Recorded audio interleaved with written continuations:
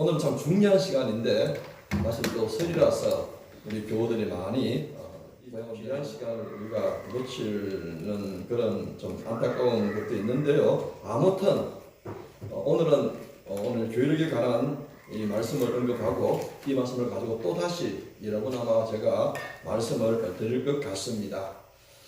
지난 시간에 우리가 부활절 날짜를 계산하면서 부활절 기준이 그죠? 어떻게 되어 있습니까? 세 가지죠?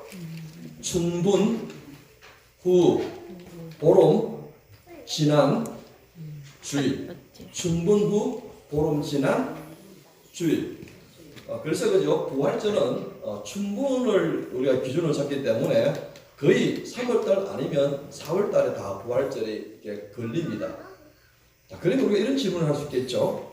그러면 1년 12달 가운데에 왜 부활절이 이 춘분 3, 4월 봄에 이 부활절이 이루어져야 되는가 하는 그런 질문, 이 날짜에 관한 질문을 해야 되는데 이런 춘분 후 보름 지난 주일을 아무렇게나 정한 것이 아니고요. 성경의 말씀에 근거하여 우리가 그 부활절 날짜를 정했는데 그 성경의 근거에 관한 말씀을 오늘 몇 가지로 배우겠습니다. 그리고 오순절은 그죠? 부활절로부터 50일째 되는 날이 오순절이에요. 근데 이 오순절에 성령 강림이 이루어졌죠. 사도행전 2장 1절 보니까 오순절 날이 이름에 오순절 날에 성령이 강림하셔서 이제 교회가 탄생하는 사건이 일어납니다. 그러면은 왜 오순절 날에 이 성령이 임하셔서 교회가 탄생했는가? 그것도 오순절이라는 이 절기를 통해 우리가 이해할 수가 있어요. 왜 하필이면은 성령 강림, 교회의 이 탄생이 이 오순절이라는 절기에 맞춰져 있는가? 그것도 구약 속에서 언급되어 있습니다. 그래서 오늘 말씀을 잘 이해하시고 왜 이런 절기들이 왜 이런 달에 이루어지는가를 우리가 말씀 속에서 우리가 찾아보기로 하겠습니다. 여기 주 보시면 그죠? 질문이 많이 있죠. 질문을 통하여서 이제 그 답을 찾고자 하는데요. 첫 번째 질문 그죠? 고위에 보니까 교회력의 성서적 배경이 하나 나왔고요. 그리고 첫 번째 질문이 부활절이 왜 춘분을 기준으로 삼았는가 하는 질문이죠. 그렇죠. 우리가 이런 질문을 우리가 물을 수가 있죠. 왜 부활절이 여름이나 가을에도 있는데 하필이면은 춘분을 기준으로 하여서 부활절이라는 날짜를 계산하게 된 이유가 무엇인가? 여러분 예수님께서 그 십자가에 돌아가실 때가 그 절기가 어느 절기죠? 예수님께서 십자가에 돌아가시는 그 전으로 절기가 바로 유월절이에요. 유월절 기간이 유월절. 그리고 유월절은 하루고 무교절은 일주일이 않습니까? 유월절, 무교절 이 기간에 예수님께서 십자가에 돌아가셨어요. 오늘 이 말씀 보고 한번 찾아볼까요? 마태복음 20장 17절.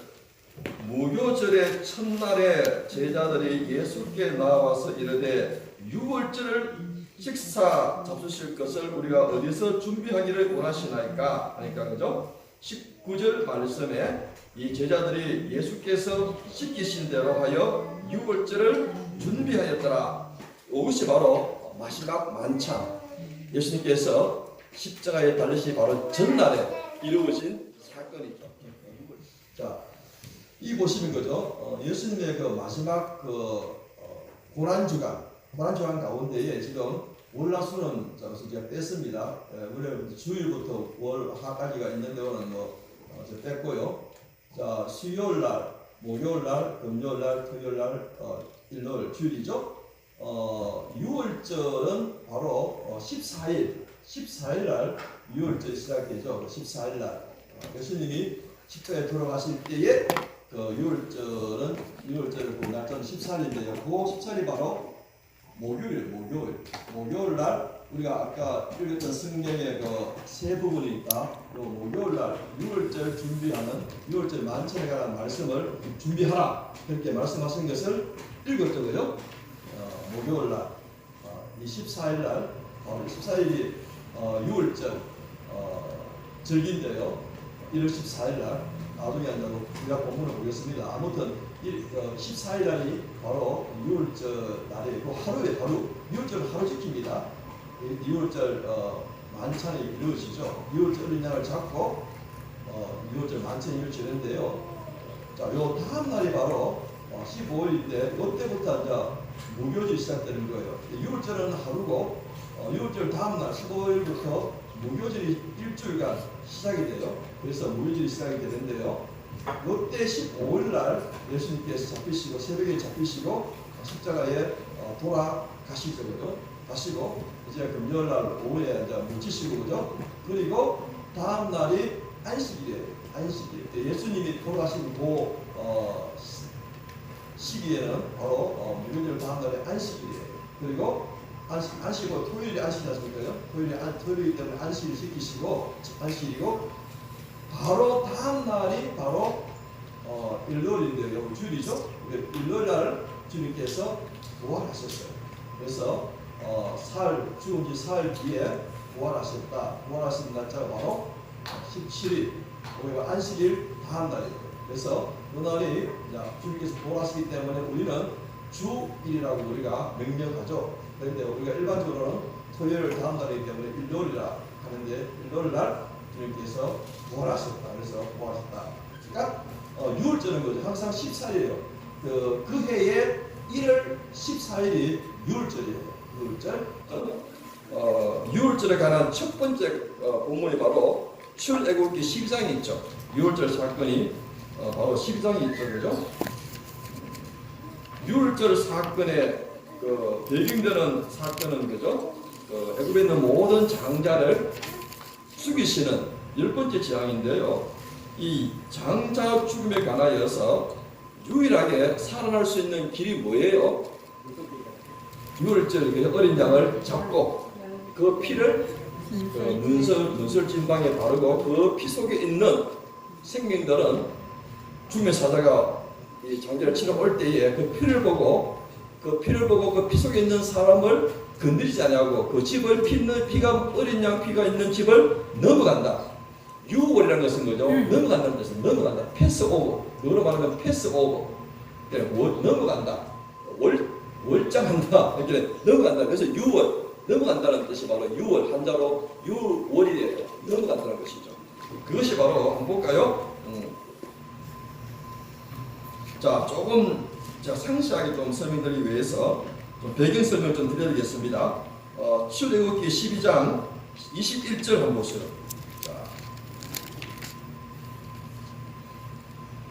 예. 출애굽기 12장 1절 2절 먼저 볼까요? 제가 읽어드릴 테니까 한번 눈으로 따라오세요. 출애굽기 12장은 굉장히 중요한 장, 6월절의 배경이 되는 말씀이기 때문에 제가 좀 길게 설명하겠습니다. 1절 2절 여호와께서 애굽 땅에서 모세와 아론에게 일러 말씀하시되 이 달을 너희에게 달의 시작 곧 해의 첫 달이 되게 하고 그러니까 원래는 유대인들에게 자기들의 민간적이 있었어요. 그런데 하나님께서 6월절 사건을 통해 가지고 이 6월절에 일어난 이 달을 그 해의 첫 달로 너희들이 삼아라. 그래서 이스라엘의 종교력을 보면은 6월절이 있는 달이 첫 달 1월입니다. 1이라는 것을 기억하시고요.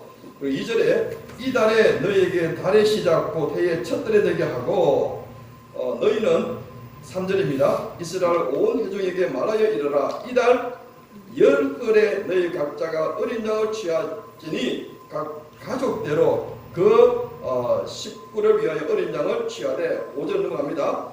너희 어린 양은 허먹고 6월절 어린 양은 거죠. 조건이 허먹고 1년 된 수컷으로 하라는 것이고요. 그리고 6절 보니까 이달 그 첫 달에 14날까지 간직하였다가 해질 때 14일 저녁에 그죠? 이스라엘 회중의 그 양을 잡고 1월 14일에 그 양을 잡고 아까 그 지도 그 도표 보면 1월 14일 그죠? 6월절 1월 14일 그때에 그 양을 6월절 양을 잡고 7절에 그 피를 양을 먹을 집 좌우 문술주와 임방에 바르라는 것이죠. 그죠? 바르고 자 왜냐하면은 출애굽기 12장 12절 보니까 그죠? 내가 그 밤에 애굽 땅에 두루 다니며 사람이나 짐승을 막론하고 애굽 땅에 있는 모든 처음 난 것을 다 치고 애굽의 모든 신을 내가 심판하리라. 나는 여호와라. 내가 애굽 땅을 칠 때에 그 피가 이 피는 누구 피죠? 유월절 어린 양의 피. 그 피가 너희가 사는 집에 있어서 아까 그 7절에 양을 먹일 집 좌우 문수지에 인방에 다 버리지 않습니까? 너희가 사는 집에 있어서 너희를 위하여 표적이 될지라. 내가 피를 볼 때에 그 유월절 어린 양의 피를 볼 때에 너희를 넘어가리니. 넘어간다 해서 유월이라는 그 한자 뜻이 넘어간다는 뜻이에요. 넘어가리니 재앙이 너희에게 내려 멸하지 아니하리라. 이 바로 유월절의 배경이에요. 그런데 이 유월절이 바로 1월 14일에 유월절을 지키죠. 그 종교력이에요. 자, 그러면은 1월 14일이 어느 절기인가? 우리 이스라엘 절기 한번 보시실래요? 복잡합니다. 말고 이스라엘 우리 절기 아예 맞는데, 자, 종교도 그러죠. 원래의 이스라엘은 민간력이 월척 쓰이다가 유월절을 기교로 해가지고 유월절을 그 해의 첫 달로 하라 그래서 정규적으로 1월 달이 보면은 유월절이에요. 유월절. 이게 보입니까? 좀 해실 요 부분만. 네. 그러면 유월절, 무교절, 토실절. 여기 바로 1월달인데 요 1월달이 그죠? 양력으로 3월, 4월달이에요. 이렇게 복잡하죠? 이스라엘은 달력이 한 4개가 있어요. 복잡합니다. 아무튼 종교적으로 1월달 1월 14일이 6월절이죠. 그죠? 1월달은 바로 양력으로 3, 4월달이 1월달이에요. 왜냐하면 그죠? 여기 보면은 이거 다 보면 좋은데 이게 다 떼고요. 아무튼 1월 달은 바로 양력으로 3, 4월 달이고 1월 달에 바로 6월절, 무교절, 토실절이 1월 달에 있다. 이렇기 때문에 1월 달은 양력으로 따지면 3, 4일이다. 그래서 춘분을 기준으로 잡는 거예요. 춘분 기준으로 잡아가지고 1월 14일 날 그 양을 잡고 1월 15일까지 가니까 그래서 1월 15일 보름을 그 기준으로 잡아가지고 춘분 후 보름 지난 주일을 이렇게 부활절로 삼는 거예요. 그러면 왜 이 6월절과 예수님의 십자가의 죽으심이 어떻게 연관이 되는가? 물론 그 시기에 예수님께서 6월절을 지키시고 그 다음날 돌아가셨지만은 사도 바울이 아주 중요한 말씀을 하셔요. 이것을 이해하셔야지만이 이 6월절이 예수님의 십자가의 죽으심과 절기상 직접 연관되는구나 알 수 있는데요. 다시 제가 올라갑니다. 상당히 힘들어요. 자, 다음 질문 보시는 거죠? 자, 그러면 질문 1, 2가 다 지나가 버렸죠, 그죠? 6월절 두 번째 질문이 6월절은 절기상 어느 계절인가? 바로 1월달은 바로 3, 4월이기 때문에 봄절기다. 그러면은 이 6월절하고 예수님이 어떤 관계가 있는가? 그 다음에 이제 질문 3이 굉장히 중요해요. 사도 바울의 어떤 그런 말씀이죠. 고린도 전서 5장 7절을 보시면 되죠. 바울은 이렇게 설명합니다. 너희는 누룩 없는 자인데 새 덩어리가 되기 위하여 묵은 누룩을 내버리라. 우리의 유월절 양 그리고 곧 그리스도께서 희생되셨느니라. 사도 바울은 유월절 어린 양과 예수님을 동시기로 따라서 하십니다. 예수님을 아셨어요. 예수님은 유월절 어린 양으로 오셔가지고 그 어린 양처럼 죽으셔서 그 피로 말미암아 그 피 속에 있는 모든 생명들을 살리셨던 것을 유월절 어린 양과 바로 이 말씀, 이 사건의 완성으로서 십자가의 죽으심을 행하신 것이죠. 자, 한번 보십시다. 그럼 왜 사도 바울이 오늘 고전 5장 7절에도 유월절 어린 양, 그분이 바로 예수님이시다 그렇게 증거하죠. 유월절 어린 양이, 자, 아까 우리가 출애굽기 12장 읽을 때에 기억나십니까? 어떻게 되었습니까? 어린 양을 허먹고 깨끗한 정결한, 죄가 없는, 우리 지금으로 말하면 죄가 없는 깨끗한 그런 어떤 그런 제물이죠. 어린 양을, 유월절 어린 양을 잡아서 그 어린 양의 피를 그 집에 인방 문설주에 바르고, 그 바른 집 속에 들어가 있으면은 죽음의 사자가 와가지고 장자를 다 죽일 때에 그 집을 넘어가죠. 넘어간 이유가 무엇입니까? 그 속에 있는 사람들이 착해서 넘어갑니까? 뭐를 보죠? 유월절 어린 양의 피 때문에 넘어가는 것이죠. 그래서 그 유월절 그 어린 양의 피 안에 있는 가족들 생명은 다 살게 되는 것이죠. 그것이 바로 십자가의 사건이 바로 하나님께서, 주님께서 온 인류를 구원하시기 위하여서 십자가의 죽으심으로 그 십자가를 믿는 모든 생명들, 쉽게 말하면 그 피 속에 있는 모든 생명들은 구원받는다는 그림자, 그 어떤 그런 모습들을 이미 구약에서 이렇게 보여주실 거예요. 그것을 이제 주님께서 십자가상에서 완성하셨다는 것이죠. 그래서 우리가 여러분 절기하고 그 구원의 이 완성의 어떤 그런 계획들이 다 이렇게 드러났습니다. 그래서 절기는 굉장히 중요해요. 그래서 사도 바울이 그 유월절 어린 양을 가지고서 예수님의 십자가의 사건으로 이렇게 가지고 오죠. 완성했다는 것이죠. 이것은 하나의 그런 어떤 그림자라면은, 구약에 있는 절기는 예수님께서 그 그림자를 완성하신 완벽한 유월절 어린 양이 되셔가지고 모든 인류를 주님의 보혈의 피로 말미암아 구원할 수 있는 길을 열어 놓으신 것이. 그래서 예수님께서 왜 하필이면은 유월절 절기에 유월절을 지키시고 그 다음날 유월절 기간에 들어가셨는가? 바로 이 구약에 있는 유월절을 완성하시기 위하여서 그 유월절 절기를 통하여서 그 십자가의 길을 걸어 가셨다는 것이죠. 어렵습니까? 근데 굉장히 중요한 그래서 구약은 예언의 말씀이라면은 신약은 이 예언의 말씀을 성취하는 그런 부분으로 이렇게 신약에 있어 절기가 많은 가운데서 왜 하필 유월절에 돌아가셨는가? 유월절 어린 양의 그 모습을 그대로 부들질도 이 절기와 연관이 되어 있습니다. 레위기 23장을 가리켜서 별명이 있죠. 절기장. 레위기 23장을 보시면은 이스라엘의 7대 절기가 한 장 속에 다 언급되어 있는데요.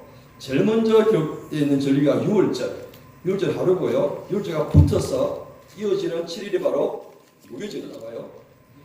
그 다음에 나오는 절기가 바로 초실절이에요. 초실절. 질문해요. 그죠? 1, 2, 3, 4, 5, 6, 7번. 7번 질문부터 먼저 한번 보고 가십시다. 이 초실절을 가리켜서, 그죠? 또 사도 바울이 고린도전서 15장 20절, 23절에 아주 중요한 말을 하고 있는데요. 우리 먼저 구약에 나오는 초실절 보기 전에 사도 바울이 왜 예수님의 그 부활하신 날을 어떻게 해석했는가 하니까 고린도전서 15장 20절, 23절 한번 보십시다. 그러나 이제 그리스도께서 죽은 자 가운데서 다시 살아나사 잠자는 자들의 첫 열매, 초실절을 지금 첫 열매, 잠자는 자들의 첫 번째 열매되었다는 사실이고요. 23절도 그 말씀이죠. 그러나 각각 자기 차례대로 되니 먼저는 첫 열매인 그리스도요, 다음에는 그가 강림하실 때에 그리스도에게 속한 자요. 이 첫 열매라는 말의 의미는 예수님께서 부활하셨는데 그 한 번의 부활로 끝이 아니라 앞으로 이루어질 모든 부활의 첫 번째라는 것이죠. 지금 그 얘기를 지금 하는 거예요. 바울이 예수께서 부활하셨는데 그 부활이 예수님 한 사람으로 가는 것이 아니라 이제 예수님께서 처음으로 죽음에서 부활하시고 이어서 예수를 믿는 모든 자들도 예수님처럼 부활한다. 지금 그 얘기를 지금 하는 거예요. 6월절, 무교절 다음으로 나오는 절기가 바로 초실절이에요. 그게 바로 9절에서부터 시작이 됩니다. 자, 레위기 23장 9절에 보니까 이렇게 시작되죠.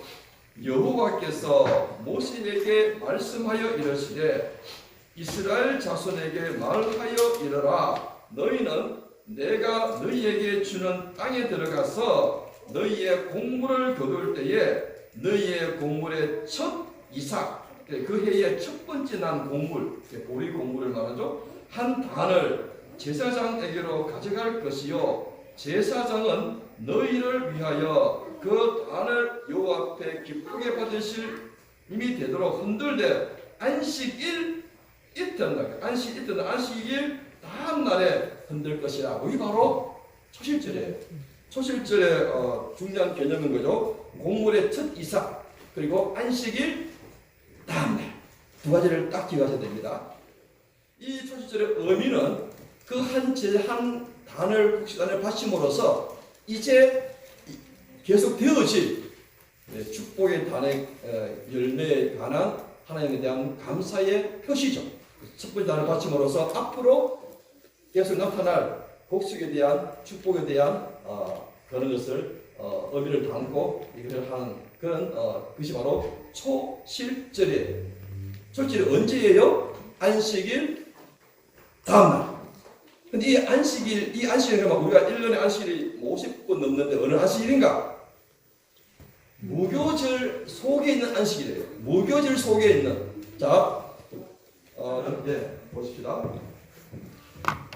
초실절은 그죠? 안식일 다음날. 무교절이 있는 안식일 다음날 그죠?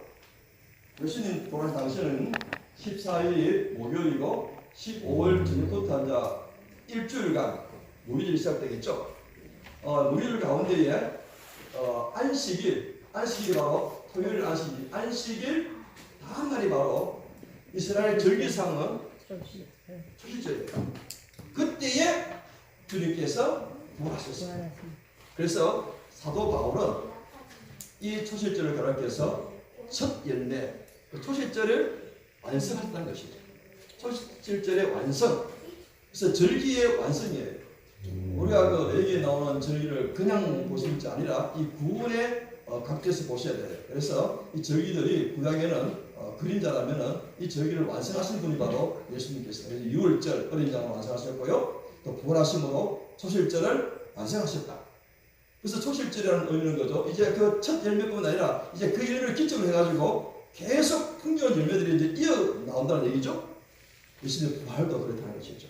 예수님께서 잠자는 자들의 첫 열매가 되었고 이제 예수를 믿는 모든 심령들은 예수님처럼 예수님에 따라서 부활할 수 있다는 것을 부활절을 통하여서 사도 바울이 그것을 우리에게 알려주기 위하여서 오늘 잠자는 자의 첫 열매, 그래서 초실절을 가지고서 완성했다는 것을 이제 하나 남았는데 시간이 이제 많이 갔는데 하나 오순절은 어떻게 하느냐?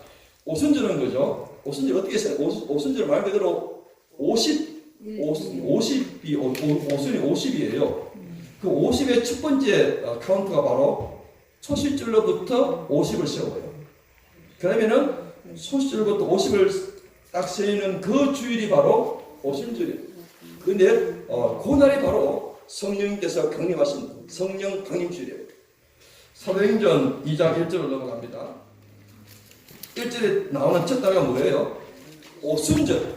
오순절 날이 이름에 그들이 다 같이 한 곳에 모였더니 호련히 하늘로부터 급하고 강한 바람 같은 소리가 있어 그들이 앉은 온 집에 가득하며 마치 불의 해처럼 갈라지는 것들이 그들에게 보여 각 사람 위에 하나씩 임하여 있더니 그들이 다 성령의 충만함을 받고 성령이 말하게 하심을 따라 다른 언어들로 말하기를 시작하니라.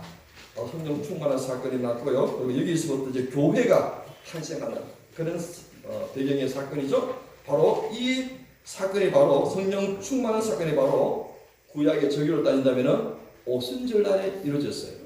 그런데 우리는 질문할 수 있죠. 왜 다른 절기도 많은데 왜 하필이면은 오순절에 이 성령 강림이 일어나서 교회가 탄생하게 되었는가? 그 이유가 있습니다. 오순절에는 절기를 이해하시면 하나님께서 오순절에 성령 강림했던 사건을 알 수 있는데요. 시간상 다 생략하고 나중에 제가 설명드릴게요. 오순절은 그죠? 구약을 읽어보시면은 지금 이스라엘 백성들이 이렇게 오순절을 지켜요. 출애굽 후에 그들이 광야를 이제 나와가지고 이 두 달 반쯤 돼가지고 시내산에 그들이 이제 도달합니다. 시내산에서 하나님께서 이제 이스라엘 백성들을 하나님의 백성으로 삼으시죠. 너는 내 것이고 거룩한 백성이고 제 사람 나라가 될 것이다.